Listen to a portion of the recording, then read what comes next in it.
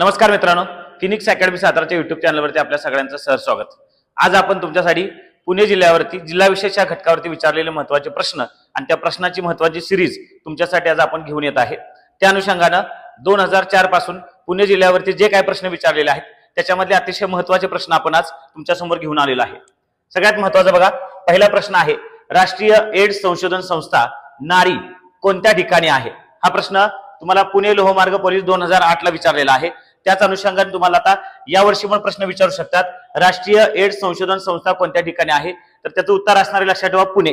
पुण्यामध्ये भोसरी या ठिकाणी ही संस्था आहे आणि या संस्थेची स्थापना सगळ्यांना माहिती आहे, 1992 ला काय झालेली आहे, संस्थेची स्थापना झालेली आहे। तो देखील घटक तुम्ही लक्षात ठेवणं गरजेचं आहे। त्याच्यानंतर पुढचा महत्त्वाचा प्रश्न विचारलेला आहे बघा, खडकवासला धरण कोणत्या नदीवरती आहे?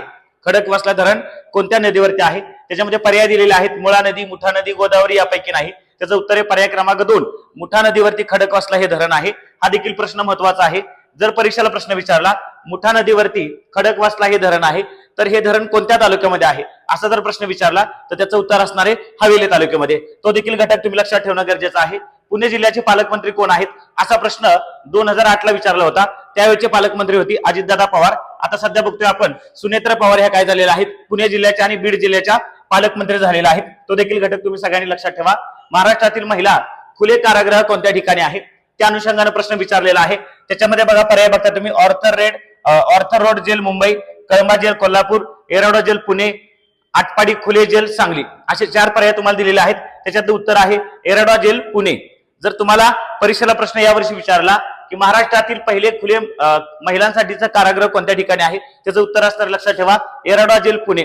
अजून एक महत्त्वाची बाब, महाराष्ट्रातीलच नव्हे तर संपूर्ण भारतामधील देखील काय आहे, महिलांसाठीचं हे पहिलं खुले कारागृह आहे। तो देखील घटक तुम्ही लक्षात ठेवणं गरजेचं आहे।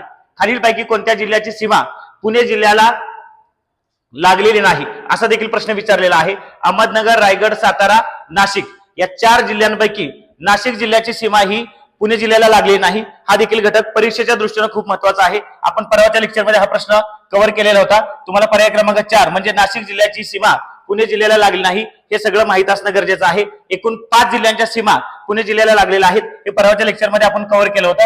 याचं उत्तर नाशिक आहे। त्याच्यानंतर पुणे विद्यापीठाचे विद्यमान कुलगुरू कोण आहेत असा देखील पुढचा महत्त्वाचा प्रश्न आहे।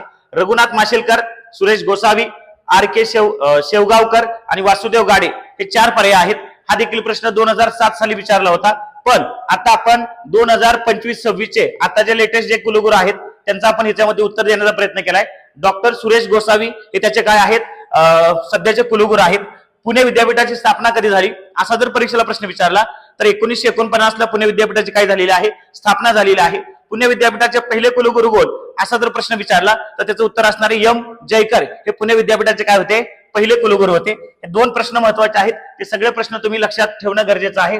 संत तुकारामांची समाधी कोणत्या ठिकाणी आहे असा पुढचा प्रश्न आहे। पुणे जिल्ह्यावरती आधारित हा प्रश्न विचारलेला आहे। आळंदी, देहू, पैठण, पंढरपूर हे 4 पर्याय आहेत। त्याच्यापैकी संत तुकारामांची समाधी कोणत्या ठिकाणी आहे तर त्याचं उत्तर आहे पर्याय क्रमांक 2, देहू या ठिकाणी संत तुकारामांची काय आहे, समाधी आहे। त्याच्यामध्ये बाकीचे पर्याय दिलेले आहेत, आळंदी, पैठण, पंढरपूर। आळंदीला कोणाची समाधी आहे तो देखील घटक महत्त्वाचा आहे। संत ज्ञानेश्वरांची समाधी आळंदीला आहे, संत एकनाथांची समाधी पैठण या ठिकाणी आहे आणि पंढरपूरला संत नामदेवांची समाधी आहे। हे देखील परीक्षेच्या दृष्टीने अतिशय महत्त्वाचे घटक आहेत। ते सगळे घटक तुम्ही लक्षात ठेवणं गरजेचं आहे। त्याच्यानंतर बघा, शिवनेरी किल्ला कोणत्या प्राचीन घराण्याच्या कालखंडातील आहे?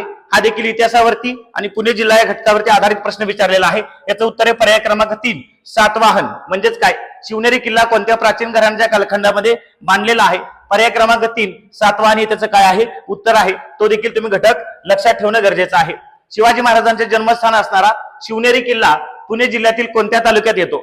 शिवाजी महाराजांचे, छत्रपती शिवाजी महाराजांचे जन्मस्थान असणारा शिवनेरी किल्ला हा पुणे जिल्ह्यामध्ये पर्याय क्रमांक बघा 3 याचं उत्तर आहे जुन्नर, म्हणजे राजगुरुनगर पर्याय आहे, मावळ पर्याय आहे, जुन्नर पर्याय आहे आणि त्याच्यानंतर आंबेगाव पर्याय दिलेला आहे। तर पर्याय क्रमांक 3 जुन्नर हे त्याचं काय आहे, उत्तर आहे। लक्षात ठेवणं गरजेचं आहे की छत्रपती शिवाजी महाराजांचा जन्म 19 फेब्रुवारी 1630 ला शिवनेरी किल्ल्यावरती झाला आणि त्यांचा मृत्यू रायगडला 3 एप्रिल 1680 ला झाला। हे सगळे घटक परीक्षेच्या दृष्टीने तुम्ही लक्षात ठेवणं गरजेचं आहे। सध्याचे पुणे शहराचे पोलीस आयुक्त कोण आहेत हा देखील घटक फार महत्त्वाचा आहे।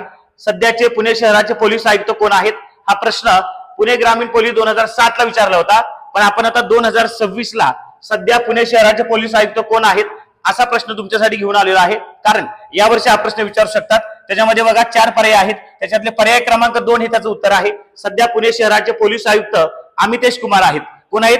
अमितेश कुमार. हे सगळे घटक तुमच्यासाठी येणाऱ्या पोलीस भरतीमध्ये पुणे जिल्हा विशेष या घटकावरती फार महत्वाचे आहेत. ज्यांनी पुणे ग्रामीणला, पिंपरी चिंचवडला, पुणे सिटीला फॉर्म भरलाय या सगळ्या विद्यार्थ्यांसाठी, या सर्व विद्यार्थ्यांसाठी हे सगळे प्रश्न महत्वाचे आहेत. असेच आपल्या फिनिक्स अकॅडमी साताराच्या युट्यूब चॅनलला सबस्क्राईब करा.